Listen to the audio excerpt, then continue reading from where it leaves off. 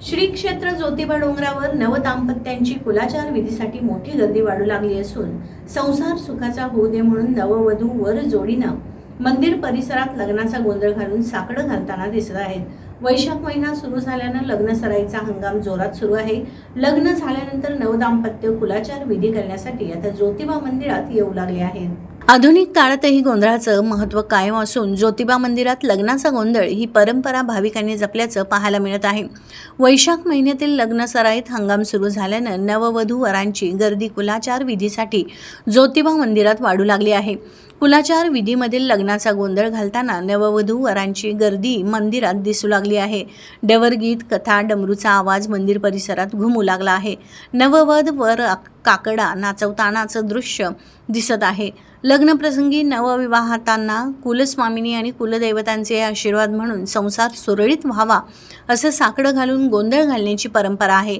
आजच्या विज्ञान युगातही काळाच्या ओघात गोंधळाची परंपरा लुप्त न होऊ देता पूर्ण दिमतीनं जपल्याचं दिसून येत आहे। वंशपरंपरागत स्थानिक पुजाऱ्यांकडून आलेल्या नववधू आणि वरांचा लग्नाचा गोंधळ येथील डवरी घालत आहेत।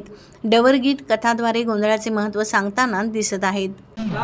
ज्योतिबाचा, अंबाबाईचा, भवानीचा, जेजुरीच्या खंडोबाचा 33 कोटी देवांचा गोंधळ हा का घातला जातो?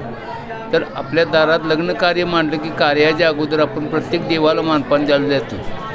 मानपान देत असताना घाई गडबडीत एखादा देव चुकला तर कार्य झाल्यानंतर गोंधळ घालतो। तो गोंधळ देवाच्या दारात असून दे, तुमच्या घरात असून दे, ज्या ठिकाणी असा गोंधळ घालचेला त्या ठिकाणी 33 कोटी देवांची शांतता होते। तरी पण जसं आपण संकटकाळी देवाची आराधना करतो, संकटकाळी देवाचा धावा करतो, तसं सुखाच्या वेळी देवाचा धावा केला पाहिजे। आता सुखाची वेळ लग्न झालं की गोंधळ घातला पाहिजे, मुंजे झाली गोंधळ घातला पाहिजे, घर बांधलं वास्तुशांती दिवशी ग्रहशांती गोंधळ घालावा।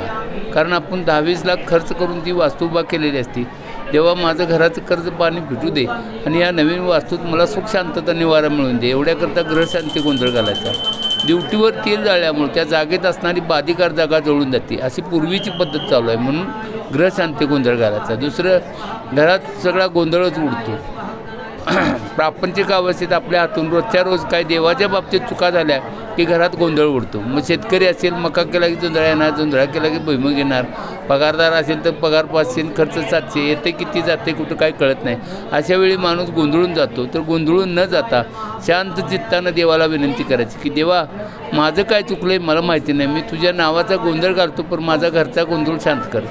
असं हे गोंधळाचं प्रकार आहेत। असा संतांनी भक्तीचा गोंधळ केला म्हणून संतांना देव प्रसन्न झाला आणि मला प्रापंचिक लोकांच्या करता असा प्रत्यक्ष गोंधळ घालायला सांगितला।